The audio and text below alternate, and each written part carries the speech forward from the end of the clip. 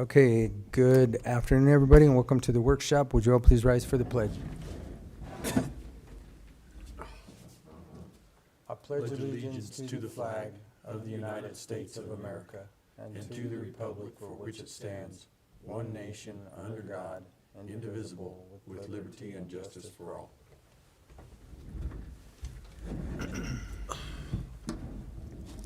All right, first thing we have on our agenda is an update from Senator Hickenlooper's office, and we have Miss Katich here.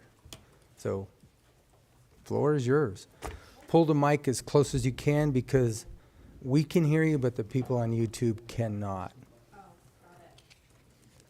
Hello to everyone on YouTube. That's Hello, good. commissioners. There you go.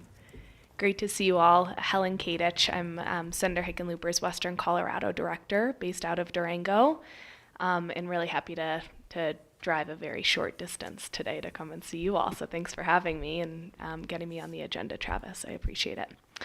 I am going around because it is the start of our next Congress, and we received committee assignments about a month ago now. So we are off to the races for the 118th Congress. So I wanted to check in with you all on kind of backtracking over the last couple of years, over this last Congress, on some things that I wanted to make sure that we make note of so that we're aware of some opportunities and focus again on what the senator is thinking about and driving his staff towards working on this coming Congress. And largely what my boss has asked me to do is go around and get your county's priorities. And so I'll go through a couple of things with the group, and I would love to spend some time at the end. I'm not sure how much time we have designated, but I'll track. I'll try to go for like 10 or 15 minutes, and then would love to spend the majority of the time, if we can, on y'all's priorities, and so that I can take notes back to our office and my boss, if that sounds okay. Sounds great. Awesome. Okay. I have my cheat sheet, so I apologize about looking at my phone. So I think the large note that is in part some notes that I heard from your meeting over in DC this last week. We're going to be talking about the Bipartisan Infrastructure Act, I think, for the next decade at least, in terms of the investment into Colorado and the investment across the country largely. But a couple of notes. Obviously, it's a bipartisan act. Senator Hickenlooper is one of 20 senators to sit on the working committee to get it through the door and passed. It's $1.2 trillion within this infrastructure bill. And so far, we've seen over $1 billion hit the ground in Colorado. It's about 1.2 at this point. We had a couple of additional funding announcements come in through the state on clean water and piping in particular over this last week. So we're just seeing continual funds come in through the state of Colorado. And a number of competitive grant opportunities coming down the way. So a couple of notes. One, I really just appreciate the leadership from you all and Region 9 as a whole for a lot of the broadband expansion projects that we're seeing. So obviously a little over $20 million invested into Ute Mountain Utes broadband expansion projects, which I know you all have been instrumental on as well. So I think the regional collaboration for broadband has been phenomenal. We just submitted an NTI, or we all as a region submitted that NTIA grant where Senator Bennett and Senator Hickenlooper submitted a letter of support for that. We're tracking all of the competitive grant processes really closely. We're meeting with the Colorado Broadband Office about every other week right now to make sure that we're tracking funding that comes through the door and make sure that we're able to translate the regional priorities, which we know Southwest Colorado is an absolute priority in terms of funding necessary and build out necessary. So again, that's very much driven by you all and regional leaders on that expansion, and great to see the funding come in the door right now. So we'll keep you all updated. I've been corresponding quite frequently with Shak, who I'm used to seeing over here still, I feel like, but we're corresponding regularly on the regional broadband meetings. So I just wanted to make a note of that. briefly. We saw investments into our regional airport at the La Plata County Airport, about a little bit over $3 million invested there. So they're going to be expanding the phase 1 project of their terminal expansion, which is exciting. So I think they I think they're beginning their construction in April, when they'll have kind of an opening for that work. So we're seeing some investments into regional airports, which we know are absolutely necessary. La Plata County is the first in this part of the state that we've seen through IIJA. There were additional amounts funded through DIA just this last week as well, so we're tracking those grants. One note in terms of airport work right now is it's the FAA regional or the FAA reauthorization timeline right now. So Senator Hickenlooper sits on the Commerce Committee, so we just reached out to a number of our regional airports throughout the Western Slope to get their feedback on FAA processing in terms of the reauthorization of that program. So doing a lot of constituent and stakeholder outreach on our airport services throughout the West Slope and Southwest right now. So those are a couple of pieces on IIJA. Obviously, we're seeing a phenomenal investment going to CDOT. We just submitted our RAISE grant letter of support today for a number of different projects, including one project in La Plata County, a 160 improvement project, kind of between Bayfield, you know this project, right outside of Bayfield. So we submitted that letter of support today, and I believe that they are submitting their request this afternoon, if not tomorrow morning, when those RAISE grants are due. So we worked in partnership with Senator Bennett's office on a number of different RAISE grant opportunities. So that's the roads, bridges, infrastructure. I think broadband is really something to celebrate in this region in particular with the work that we're doing. One other note that I wanted to share from this last Congress is the CHIPS and Science Act, which I sometimes mistakenly call chips and salsa because that's the way it stays in my head. So we'll call it the CHIPS and Science Act for now.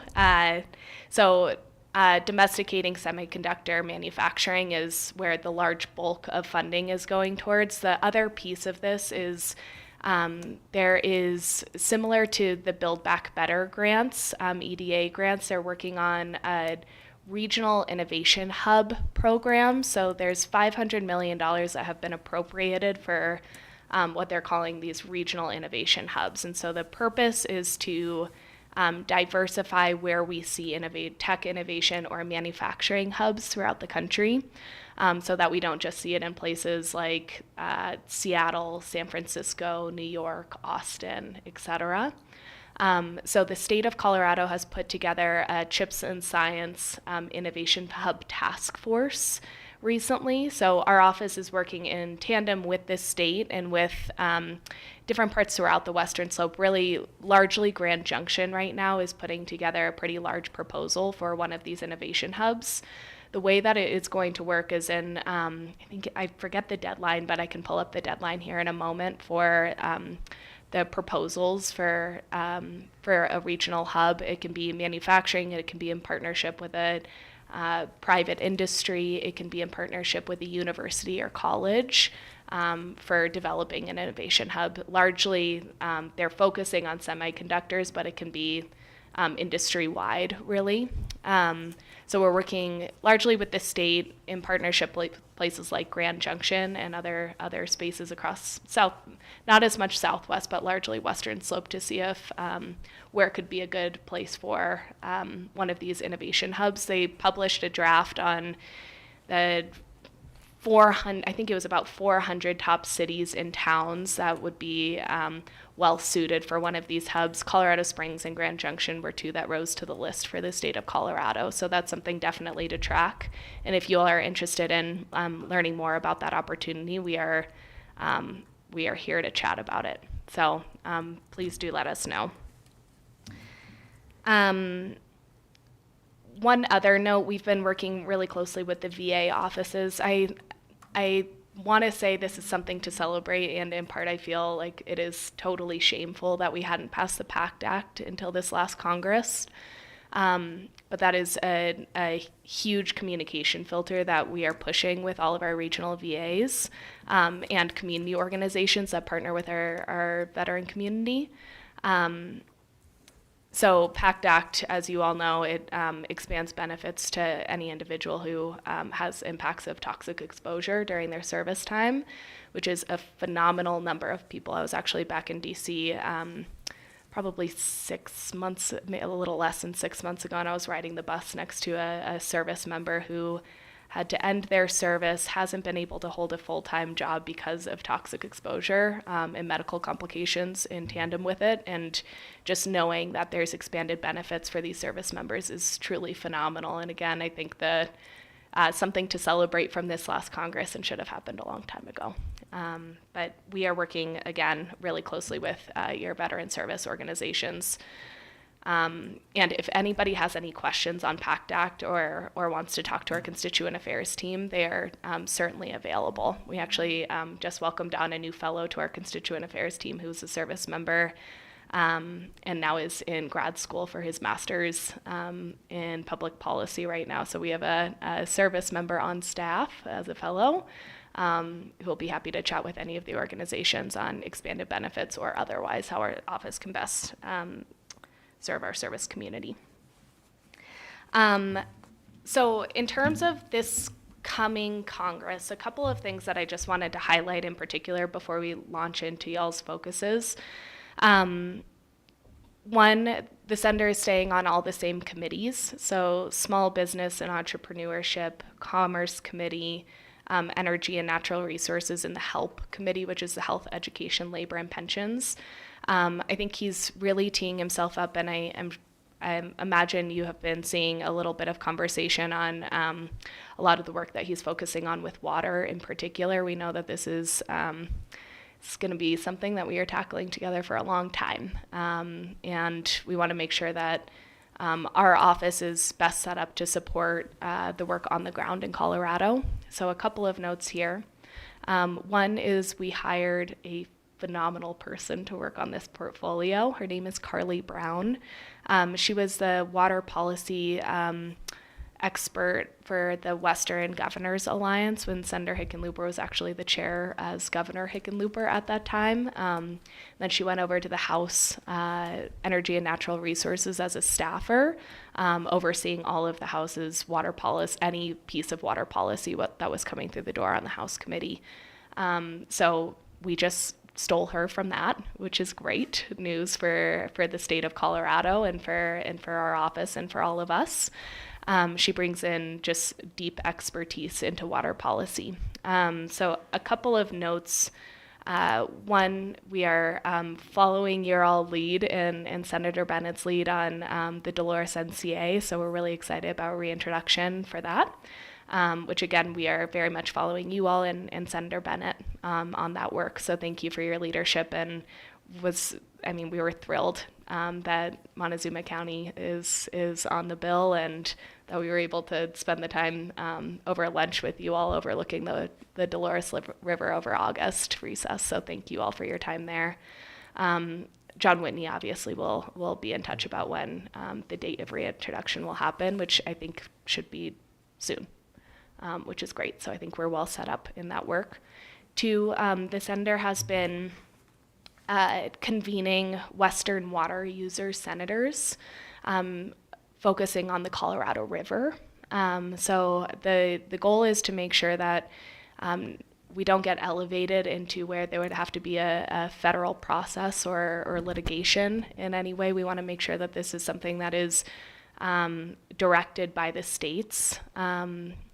And it turns out that Senator Hickenlooper is really a leader in this space in terms of really knowing the ins and outs of the Colorado River and the true crisis that we have on our hands right now. And so what he's been doing is about every other month right now, convening senators just for almost like one-on-one sessions on here are the general water users, bringing water users in and getting kind of a baseline of understanding on how the Colorado River Compact works, just to make sure that our U.S. senators are educated and in the know and at least on the same page on the crisis that we have.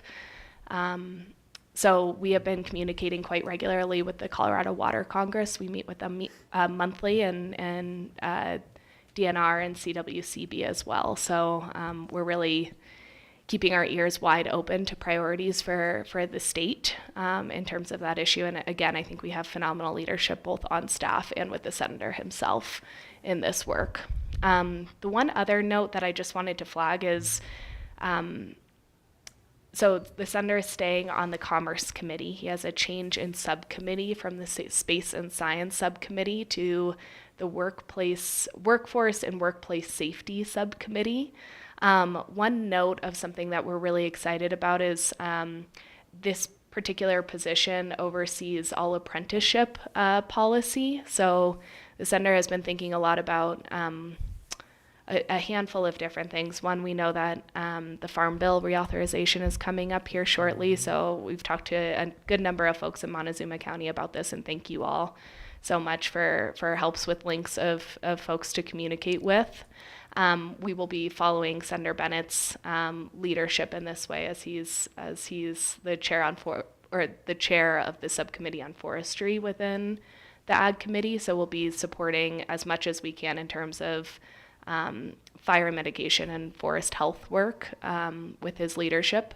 The one note that I'll share also is we've been thinking about where we can best interact with the Farm Bill. We've been hearing from a lot of different folks on both in forestry and in agriculture that we have an aging workforce. And so we want to make sure that, sorry if I'm going a little bit over time, You're but fine. You're good. 'Cause you're covering a lot of the questions that I'm going to ask you. That's great. Anyway, so well, feel free to ask any follow-up questions. So workforce is a big focus for Senator Hickenlooper. We've been thinking about the Farm Bill and thinking about other opportunities to encourage workforce development and recognizing that a lot of young people are going into four-year universities and not knowing what they're going for. And so in their first and second year, leaving a four-year institution with pretty crippling debt at that point. So we've been looking specifically at apprenticeship opportunities and thinking about how to diversify where apprenticeships exist so that it isn't just in the trades, but we can really think about it on a larger scale. So that could include forestry or agriculture is where we're thinking about it in the Farm Bill. Where we've been putting in a lot of work is around workforce development and apprenticeship opportunities within the healthcare system in particular. So we just had a help committee meeting this last week, specifically addressing workforce shortages and how apprenticeship might be able to play there. So I think we'll be crafting a lot of policy and thinking about how we can do both convening work to support employers to learn about apprenticeship opportunities and bridge apprenticeship programs with employers. And then on a legislative side, thinking about policy to make sure that apprenticeship opportunities are more available for programs that want to be able to provide apprenticeships generally. So that's going to be, I think, a pretty heavy focus for my boss and our team this particular Congress. So I will pause there. And the one note of that I got a couple of calls about from your time over in DC was around regional grant navigators. Senator Bennett brought this up. So there is going to be, the reason why I think going back over the last Congress is so important is because we have a number of bills that are going to be impacting our region and impacting the state in a pretty phenomenal way in terms of competitive grant opportunities and funding opportunities. We've heard from a number of different counties throughout the state, especially smaller counties, that capacity to either know about what funding is available or capacity to fill out the grant application, whatever it may be, is limited, and that is a real challenge. So what the state and Senator Bennett and Senator Hickenlooper's offices came together to help plan out is to hire and fund regional grant navigators that will really be hyper-focused on the infrastructure bill to make sure that we all know about funding opportunities, and we're able to rally around that for the region so that we can benefit from these packages that were passed over the last couple of years. Region 9 houses our regional grant navigator. So if you all want to, if there's any way that our office can support making sure that, I know that you all are so connected and partner so closely with Region 9. So I very much trust their work.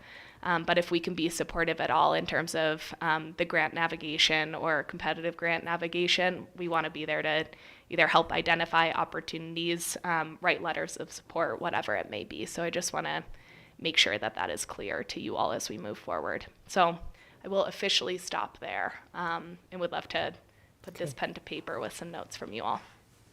Who wants to go first? Gerald, you got anything? What's that? You have anything? Not really. Is there anything being done to help support our rural hospitals? Yeah. Okay. Gosh, yeah, so a few different things. One, we just saw a handful of grants go out to various community health centers across the state. The one that is coming to mind for whatever reason, and I should go back to where some of the funding was distributed, was the Norwood Clinic, combined clinic over on the West End. So we're seeing a number of competitive grant opportunities specifically for FQHC and community health centers come down the pipeline, which is really exciting. The one other note is there is a help committee meeting specifically on community health centers and workforce on Thursday. So we're going to be looking again, I think the way that Senator Hickenlooper is approaching this is how do we make sure that we are reaching young people to share with them the diversity of opportunities within the healthcare industry. When I was in high school, I thought I would either have to be a nurse or a doctor, and that was kind of it in terms of participating. And we're really seeing a workforce crisis across the state right now, and particularly for our smaller communities. So one is getting in, and this was really hammered in during the last workforce meeting on the help committee meeting, is getting in touch with younger people on the diversity of opportunities.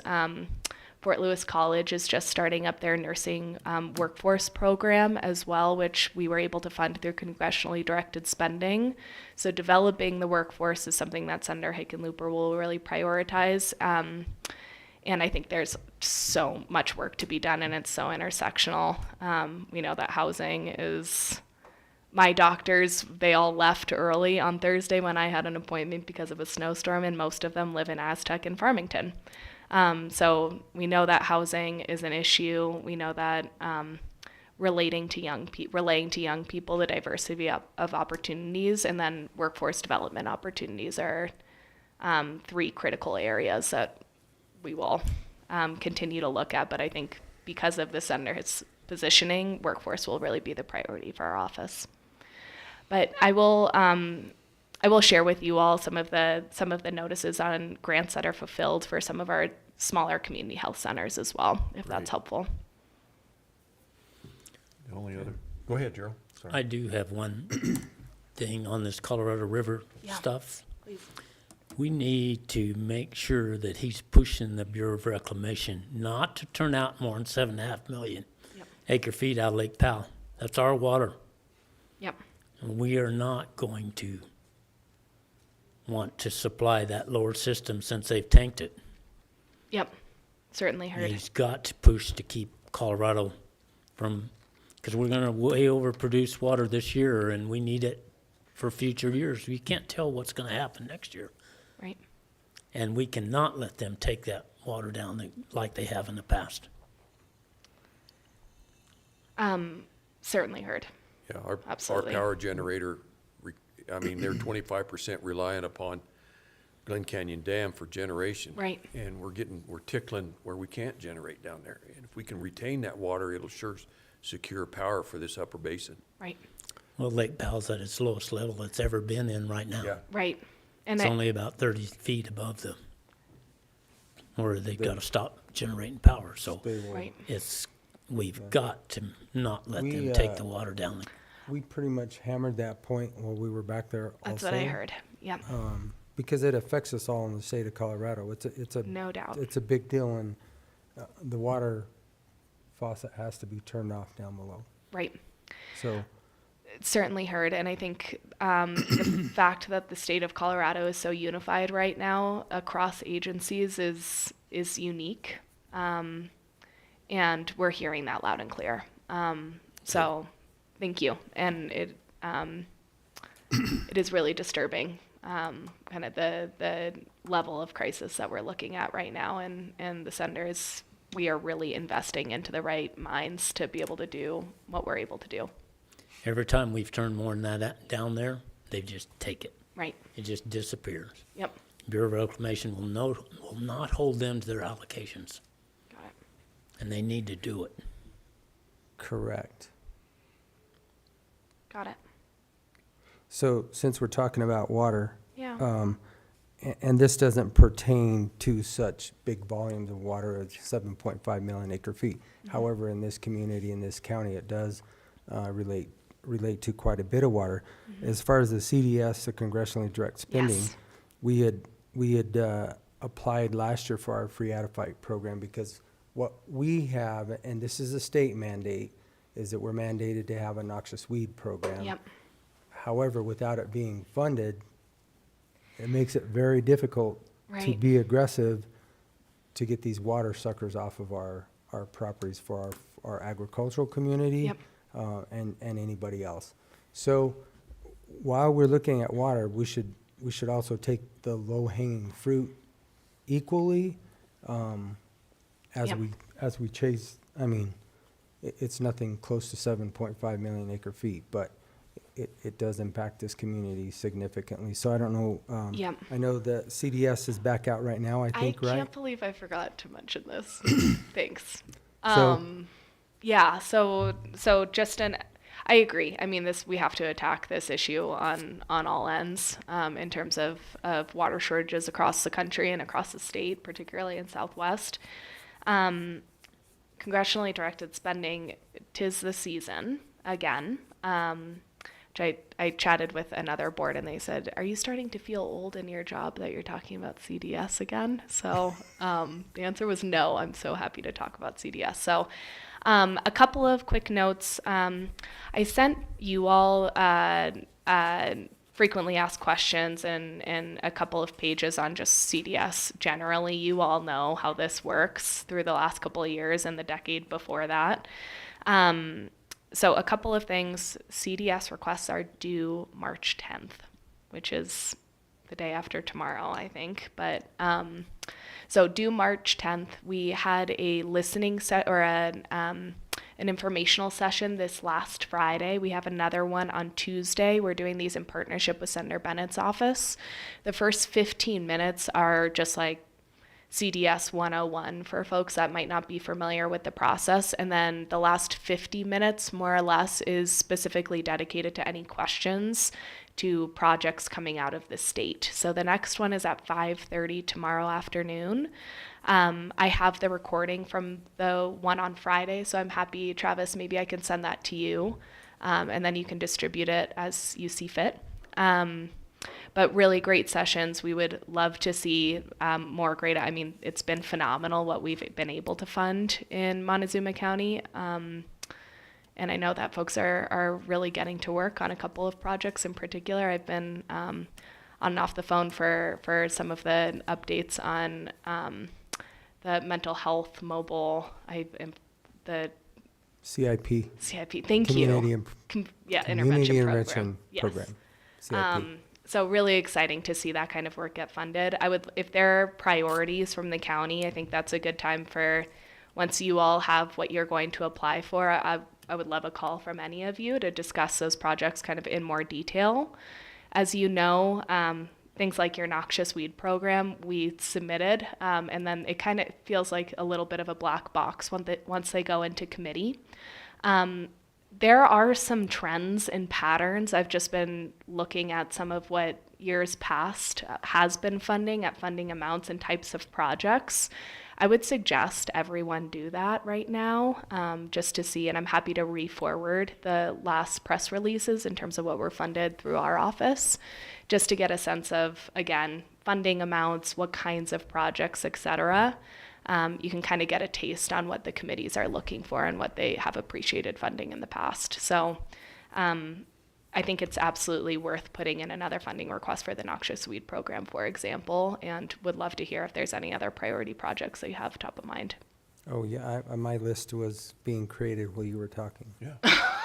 Great. You have, Because, you have the same thing on your list. because, I mean, back there we have such short time with them all. I think we Right. got like 30 minutes apiece Right. in a 2-hour time slot. So it's difficult to get a lot of questions asked with the whole state of Colorado. Absolutely. So the next one, which we already talked a little bit about, was the grant navigator. And I'm going to talk to that as it relates to the Farm Bill. Yep. Because as we get started on the Farm Bill, a lot of our people in this community or in our area, when you have such a burdensome process,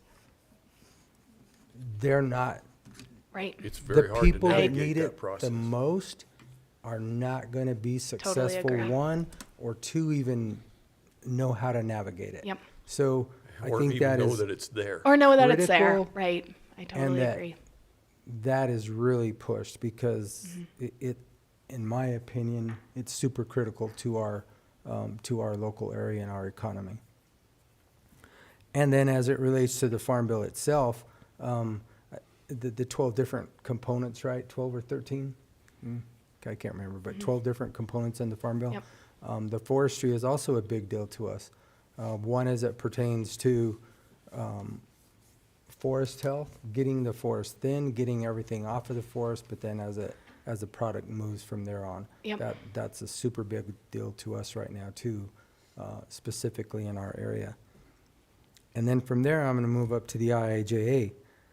So along with that, bridges was a big deal when we went to our transportation meetings back Sure. there. Yep. We have, I was texting back and forth to our road and bridge superintendent, about 40 bridges right now. We're fortunate, we have a bid opening tomorrow on probably the worst one that has to be replaced, but we have a lot of them that need, Okay. not necessarily 100% reconstruction, but they need to be upgraded so that they will hold some of the Yep. capacities that they're working on. And as long as that works with that grant navigator, then it helps us too as a county because it's very cumbersome to move through that process. Yep. Heard. And then I'll stop kind of with this one, the broadband situation with the state and Region 9 has been doing a good job navigating that for us, for the whole region. But how do they pressure CDOT to be a little bit more flexible and to work with us? And Yep. we echoed that really hard back there also. Yeah. And they're going to hear from us on the STAC meeting Thursday, Great. that again, that has got to be, Yeah, the barriers that are put up to public right-of-ways for us to I run know. broadband through, and I know Region 10's having the same problem. I know. I actually just read the op-ed from Commissioner Davis over in Mesa County this morning that was in Colorado Politics pointing to this. Just as a note, Commissioner Salka and, I cannot believe I'm forgetting Emily's name over with Pagosa. Anyway, Senator Hickenlooper jumped on a Andrea. call. No. was that not Andrea? Anyway, Okay. the only thing that I wish is that there weren't people on YouTube seeing me forget a good friend of mine's last name. So, but the senator did get an update from Commissioner Salka, largely about this CDOT issue. So he's been digging in and just he's very aware of it. I also have heard that both Region 9 and Region 10 really clearly express the issue to AG Weiser. So I know that he's working internally with CDOT's team as well. So we are happy to support however we can. It's obviously a little bit of a state issue, which is tricky for us in some ways, but the issue has been flagged directly to the senator Okay. and appreciated. Good, and I Yeah. just wanted to make sure I mentioned that again. And the Yep. last thing that I have through the IIJA is we don't own or we don't run or manage the airport. However, through our EAS, our Essential Air Service, Yep. it's critical that the DOT gets these inspections done so that we can hopefully move forward and progress for our EAS here in Montezuma County. Okay. So working with the city and with what they need to do, you know, hopefully we can put that bug in their ears to make Okay. sure that we get that process really looked at. I have not been involved with that at all. If there is a connection that could be made, if there's anything that we can do on the commerce side, we're happy to put in a call as And we're and I'll able. let Commissioner Lindsay speak to that, because Super. he's kind of the Cortez representative. But, Great. and I don't know where they're at, but just another mention, you know, for our EAS, that it's critical for our county that gets taken care of. Certainly. Yeah, our airport manager, Jeremy, I'm like you, I just forgot a good Yeah, friend's You're name. on YouTube. But also Drew Sanders, the city manager, Okay. they've taken up this and are trying to get their inspections done Okay. to get FAA Reg 139 Yep. approval for their runways and their facility down there. Great. If there's a delay or anything like that we can just encourage a timely response for processing, that's something that I would be happy to do. I'll see them tomorrow night and I'll Super. pass that along. That's great. I'll get you a card for you Okay. to share with them as well. And I said that was last, and I'm glad it's I not. was fibbing. Because as we started this conversation, before we even started the meeting, we were talking about the BLM. Yep. And again, I realize that they're probably understaffed like everybody else, but making sure that they get those positions filled so that we are not without I don't know the technical term, but basically Field a boss manager, for the right. field Yeah. manager at the Tres Rios field office, Okay. because that is a big deal when it comes to working with the BLM. Got it. The one other note that I wanted to share just for us to keep in mind for IIJA for the bipartisan bill is there was a phenomenal amount of funding for forestry in that particular bill as well. So we're flagging competitive grant opportunities for that. The CFLRP, the Southwest CFLRP, got $30 million for the next 3 years for large-scale forestry work between Southwest Colorado and northern New Mexico. So we will, I think, obviously the Farm Bill is where a lot of kind of the legislative energy needs to be pushed right now, and I really encourage us to be in great running communication with Senator Bennett and his staff on forestry work in particular. He's going to be a great advocate for us, as he always is in this line of work. And we should continue to look at opportunities within the Bipartisan Infrastructure Act, which was really a phenomenal amount of funding for forestry in particular. We have a owner over here at Aspen Wallwood in Mancos that are really making some progress. I mean, Great. they're really innovative, going from forest to products, multi-line products, and now they just finished up their pellet mill. What So is they're it called? They're using it at all. They're doing Aspen really great. Wallwood. They have a shop in Mancos and Dolores. Yeah. Oh, great. Okay, super. Yeah, I'll the old connect Aspen with them. plant there in Mancos, you know, that burnt. Yep. They bought that up and they're really Okay. renovating and taking. Great. It's pretty neat. It's totally converted. That's awesome. Yeah, we just went for a recent tour over to the Montrose Forest Products, Yeah. and they have some phenomenal expansion going on over there too. So I think, again, what we're hearing across the board is we need boots on the ground also. So we're really taking a good look at 25 that. years ago, we couldn't even get on the forest. Right. So it's really come a long ways. That's great. That's great to hear. Okay, that's all I have for now. That's probably enough. Yeah. Super. Great to see you all. Thanks so much for having me. Thanks for coming. Thank We you for appreciate coming it. Yeah, over. absolutely. Appreciate it. And I guess the most urgent thing it will be CDS. So really encourage, just give me a shout when you have kind of the list of projects that you're putting together, and county priorities would be great to hear from you all so that we can follow your lead. We will, and also too, we're gonna try, Travis and myself, we're gonna try and hit Representative McLaughlin and Great. Senator Simpson this Saturday over in Durango at their Oh, yeah, function. on So Saturday, we'll right. be over there talking to them also on, Super. just through the state. Obviously, it's not through CDS, but if we could just push that because it's still critical in this area as far as water. Absolutely. No, it makes a ton of sense. All right? Great to see you guys. Thank you. Thank you. you. Great to see you, YouTube. Have a great day.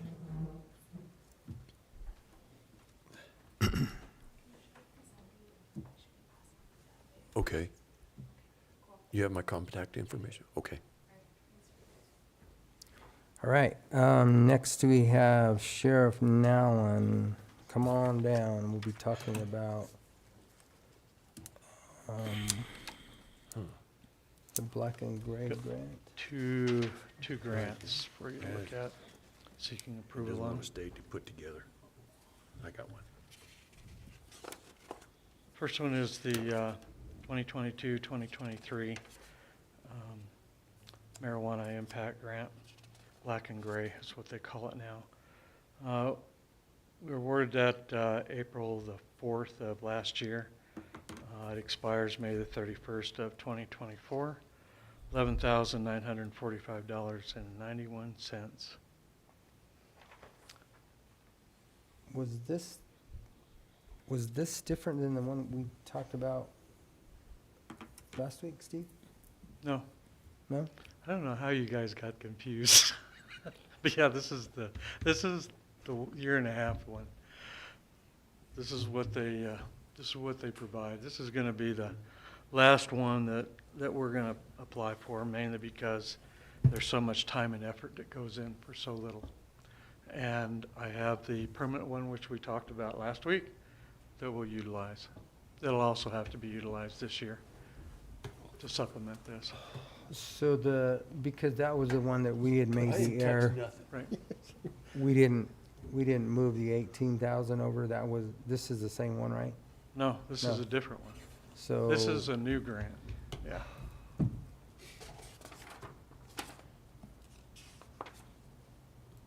Okay. It's not my fault. I lost all power.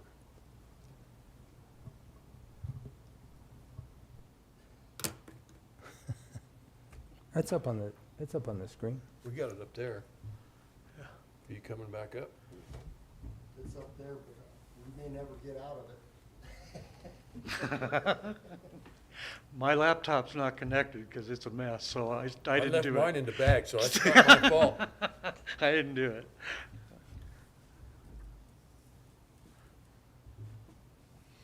Okay, anything else to tell us about this one, Steve? Do what? Anything else It's to pretty tell us about straightforward. this one? Yeah. Okay. All right, well then, I don't know if you can pull up the next one or not, but, Next one is the DOLA Gaming Impact Grant for 2023. Project gives a number of 22-14. It's awarded for 2022 to 2023, I think I printed that. Let me go. see and you if I- received that one November the 8th.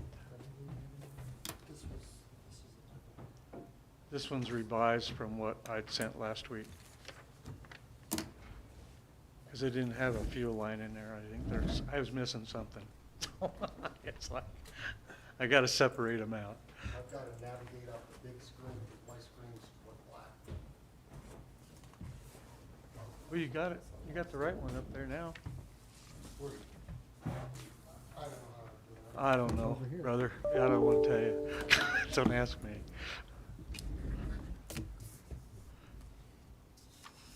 So this is okay, so these are the same two that were submitted, just 2 different days? So I've got a question. When we did our award in 2020 and then 21 and 22, there was a significant change. Oh, yeah. What was the reason for that? A lot of it had to do with the pandemic and the gaming Oh. taxes that were collected. Yeah, All and what we pandemic. could apply for, you bet. So how did they rate that? Because, was it through sales taxes or how? Oh, no, it what comes was from the gaming impact funds. for those gaming So counties. what they were yes. spending. Yes, Gotcha. it's collected. Gotcha. And so the DOLA Gaming Board is the one that we apply to. Use it. Gotcha, And that's when they were there's now a closed. new formula They of shut how down. the counties are receiving this funding, our share.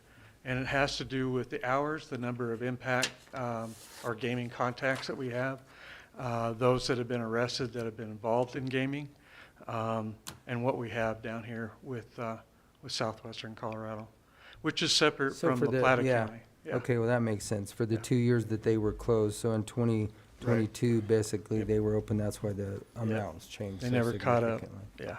Is Gotcha. that, I mean, are the numbers generated for, like you said, southwest Colorado or just us in the Montezuma County? No, it's the numbers, the taxes collected throughout the state. Right. And then you apply for your county's portion of those dollars. Okay, And it all has to do with the number of traffic contacts and contacts that we have, arrests that are made, what's going on, the people that have been involved in gaming at Mountain View Casino. It's separate than La Plata County because they're Right. dealing with the same thing, but also on Right. the Southern Ute Indian Reservation. Yeah. I know it was tough for us in the fire department to track those gaming grant numbers. Oh, I know. Yeah, it is tough. And I'll tell you, they change the formulas like every year of what, I can't explain it because we just So go this with is what all they'll through do. DOLA, this grant? What's that? This is all through DOLA? Yep. Yeah. Yes, it Okay. is. So then, we're probably one of the counties, or only counties, La Plata County, obviously, because they have gaming there also, but Mhm, they other do. than the Front Range, there is no other gaming in the state of Colorado, Yeah, Close to Cripple us. Creek, Black Yeah. Hawk, and Central City. all in the Gilpin Front Range. County and Teller County, they get those dollars. They apply for those. They get a lot of money. Does Yeah. Dolores They do. County get any of that being, Who? Dolores County? I don't know if Because they applied for it 491 or not. goes I through heard there. that I they don't know. could, I'm but just I don't guessing. know. Yeah. Well, when they changed everything last year for this grant cycle, it opened it up to municipalities as well. Okay, Yeah. So I don't know what they did. We don't get to see everybody else's stuff. We used to have to travel up to Black Hawk to present our request for that. But thank goodness we can do it all now on the phone or on Zoom. okay. Is what we do now. Yeah, it saves a bunch. La Plata County gets more because they have had a lot of success in getting a lot of their detention dollars out of that. We've tried and we don't get much at that. So what do we use for our detention then? It's the number of gaming contacts that we have, those people that have been incarcerated. Unfortunately, we don't have a lot of people who have been out at the casino who have been arrested. Most of them, as you Gotcha. see on the jail record, okay, are not folks that do that. So, Okay.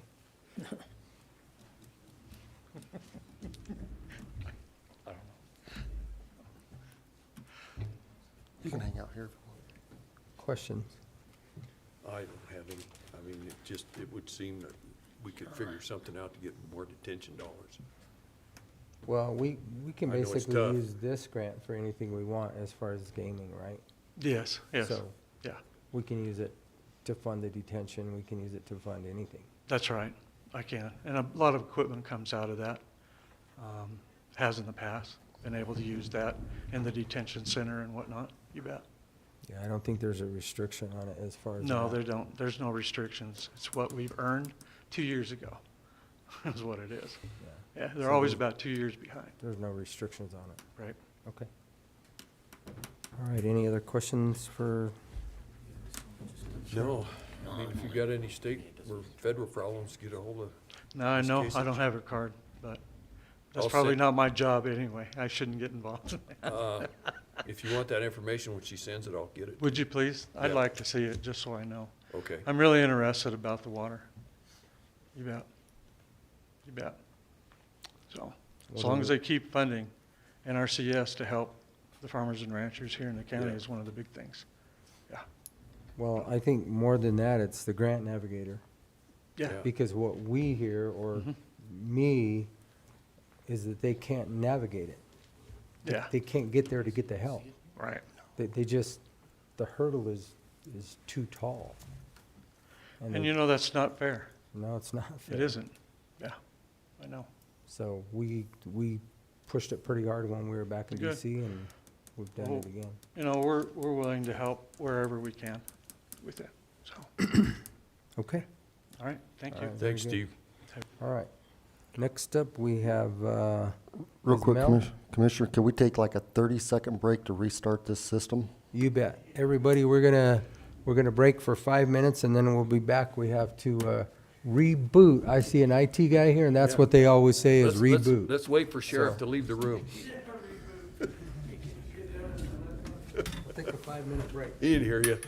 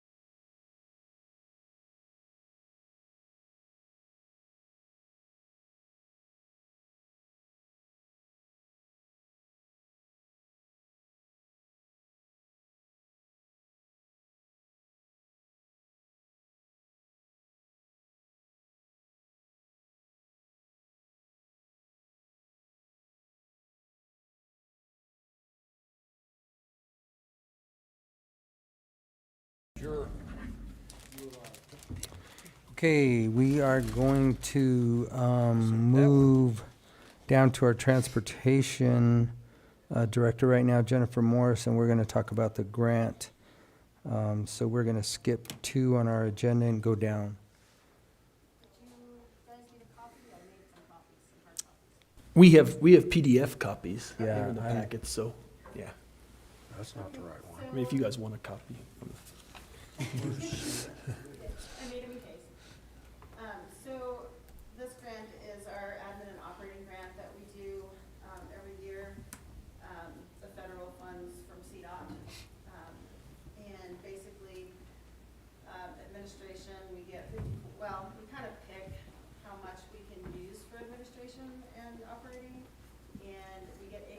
for administration, so, we try to use that, and then we get 50% match, or we match 50% for the operating. So the total's 272,540 with the match.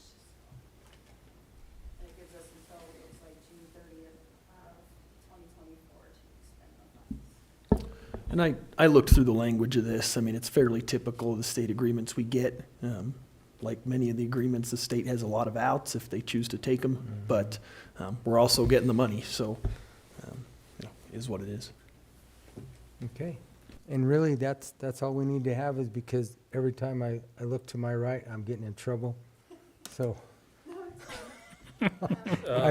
I've learned a long time ago now, I don't sign anything without making sure that Like I we, said, it's just every year it happens, and, hopefully we'll be getting our bus one soon, so. perfect. It, How do we stand on our bus route, Fix that. fixed route? We're That's still what I in was looking for. process. So hopefully, I'm hoping by the end of summer, but we have to get all the stuff back first. Right. Okay. what's the beginning date for this? Just whenever For the- sign? For this one, Yes, um, because it just says the effective date. oh, it does. It would be January. I mean, they go from June to June, Okay. but we get this money in January, where we could use it, well, usually, Okay. so, yeah. Probably, I haven't done anything for, January yet, so, yeah, we're just waiting on that. and probably the sooner we sign it and get it to them, then, It might help that along. yeah. And I have it, so as soon as we approve it tomorrow, I don't think anybody has anything else to ask. And Ian is the one that's checked it, so as long as we're good to go with Ian, we shouldn't have any issues just signing it tomorrow. Yeah. Okay, And then I don't know if you guys wanted me to go over real quick what we did year over year for 21 and 22. sure, if you have Sure. those numbers. So, yeah, so revenue this year was 346,850.95. Real quick, Jennifer, is your mic on? There you go. Yes. Pull it as close as you can too, because, there you go. Okay. So revenue for 2022 is 346,850.95. So year over year, it was about 100,000 difference, and that's because of the COVID money we had. We had COVID money until, well, we just finished using it for 2021 and 22. So that's why the big jump there over last year, which was 262,519. I mean, I'm sorry, 227,766.77. And then as far as ridership, we are at 8476 for 2022 and 6312 for 2021. So we are finally starting to come up on our numbers on that. So, and we do have 7 drivers now. So we are fully staffed for now. Today. So, today. Today, that's nice. Exactly. So, yeah, it is nice. The 2 that we're training, one was a driver before for us, and then the other one was a driver for the cab. So he knows kind of what he's doing and the medical rides and that kind of thing. So, and so does she. So it's kind of nice to Good. not have to train a whole lot. So, yeah, so looking good Good. now. So, but that's all I have, unless you guys have questions. I asked my question. Okay. All right. Thanks. Thank Thank you, you. Jennifer. Are we gonna talk about the MoCo Transportation expansion project? Well, I don't see Shak Yeah, here, no, but yeah, we can, Check. we It's up can- to her. It can wait, because Region 9 is kind of instrumental in doing this with me. It's basically just a new ride up to Rico Okay. and back, because there are 10 to 12 seniors up there that cannot get down here to shop or do any of their medical visits and stuff. So we're trying to get that taken care of. so it's just an expansion. It's then. an expansion, yes. So it's, we're going to come to you guys with everything laid out. So you guys, we just wanted to give you a heads up on it, because I think it's a good thing. And the town of Rico and Dolores County are going to try to pay for it as far as, you know, that way we can do it and not have to charge them anything or, so, yeah, I think it's gonna be a good thing. Something you're gonna do like once a week or? Uh-huh. Okay. Yeah, we're thinking once, maybe twice a week. We're gonna start with a pilot of once a week, just to kind of see where it See. goes, see how much, you know. I know we've had several people from Rico calling us about rides, and normally it's a Dolores County thing, but, I mean, you know, we go to Durango and we go, I mean, it's not a big Yeah, deal to right. add that one, so, yeah, so that's pretty much it, is, we just wanted to give you, Once a week, that'd give them an opportunity to get down there, because I was thinking that, that bus thing goes right through there also. It goes through Rico, and it, does it stop in Rico? I know don't- it stops in Dolores. I know it's Telluride, Dolores, yeah, I don't know if it's, I don't think it stops in Rico. Because that's a daily, but it may not stop in Rico. Straight through to Telluride. Gotcha. I'll find out that for sure too, because That might be- I don't think it does, I but, mean, it might be a question, but, Thing of it is, if that, I mean, They'd if have they to write it spend the down here, night. there's no way to get Yeah. back till the next morning. yeah, they'd have to spend the night, right? Because it's Yeah. only once. Yeah, I get it. yeah, so we're So wanting this to would be kind more of plan. convenient to go up. If they Spend all went out day and and picked then them go up back. that morning Right. and took them back that afternoon or something. Exactly, yep, that's what we're looking for, Maybe. yep, At so, least they could come and shop and do whatever they need to Yep. do. Yep. Okay. okay. All right, right, very good. thanks.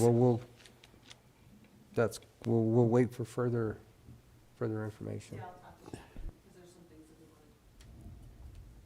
There's some things we want to get together before we Okay. actually present it. All right, very good. All right, thanks. Okay, next, we have a landfill baler wire cost estimate. Guys, you've got, Mel sent us all of these costs. I think we had 3 different proposals on here. One was at $1.29 a pound, all the way up to $1.66 a pound, if my memory serves me correctly. The cost of $25,728 was, the best cost, and then it went, if you want to scroll down, Travis, I think it went up to 28,000. If you had a chance to read through all of these emails. Yeah, I did. Looks like Simbeck was the lowest. No, this is the baling wire. Simbeck is for the liner. Okay, the liner. Yep. Oh, That was for the pad yeah, proposal. This is just for the wire. baling wire direct, okay, I was wrong, baling wire direct.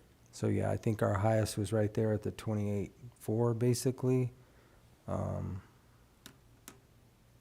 So I don't see an issue with giving Mel his approval for the $1.29 a pound and let him go ahead with his purchase of up to that 25.4, whatever it was. Any questions?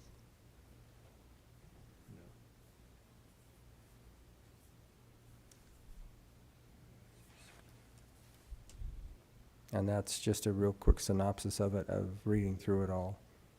He has his cost. And his concern is the price of steel is gonna go up exponentially and pretty quickly, so wants to get this ordered fairly fast. Okay. Well, we have it on our agenda for tomorrow, and we've got all of the information here, and I think right now, baling wire direct, I guess that's how you would say that? Baling wire direct. At the 25,728, so we can deal with that tomorrow. Okay, and then the compost pad proposal, that came from Simbeck, and that's the one that you were talking about. And this would be for the pad proposal, the compost pad proposal. And this then would comply with the regulations that we have to do over there to get that pad put together to start our composting operation. 22,800 square feet of a 40 mil HDPE fabric, and then we have an 8-ounce non-woven geotextile underneath it, which I would imagine same amount of square footage for a total cost of about $35,000. Do you have it at the bottom, Travis? There's not a total cost. We can add it up tomorrow, but it's gonna be right at about $35,000. Any questions on this one?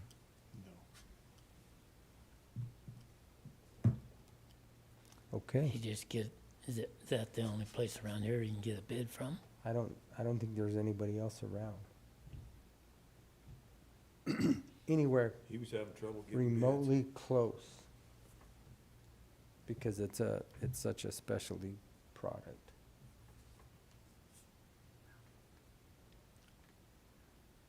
We had asked him that when we were doing those liners, on the cell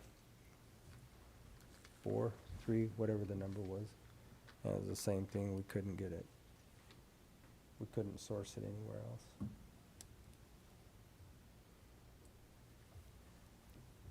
Close. Close. I mean, there are other sources, but not close. But if you want to ask that question or email that to Mel, he might be able to be more descriptive in an email to answer your question, Commissioner. And I will, and I could be wrong, but it's my understanding that he's requested quotes from others, and I'm not sure if I'm mixing the baler and this together, because there's been quite a few back and forth, but that he's not getting any response from anybody. Okay. But I will reach out. Okay, and then hopefully we'll have that for you tomorrow. Okay. Okay? All right. So with that, I believe we've come to the end of our agenda. Anything else for the good of the county? Not at this time. Okay. Well, then we are adjourned. Thank you all.